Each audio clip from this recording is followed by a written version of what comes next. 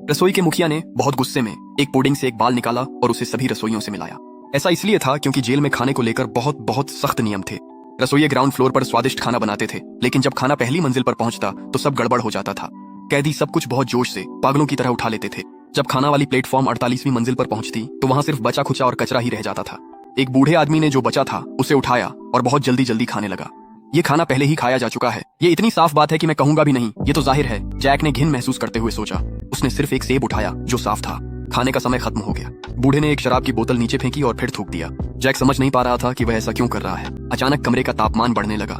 बूढ़े ने चेतावनी दी कि अगर कोई खाना छुपाएगा तो उसे जिंदा जला दिया जाएगा। जैक ने जल्दी से सेब फेंक दिया और कमरा फिर से सामान्य हो गया। अगले दिन प्लेटफॉर्म फिर से सिर्फ बचा खुचा ही लेकर आई। जैक सहता रहा, लेकिन कोई बिना खाए कितने दिन तक जी सकता है। 7वें दिन भूख असहनीय हो गई। वह प्लेटफॉर्म पर रखे खाने के सामने बैठ गया और खाना चखना शुरू कर दिया।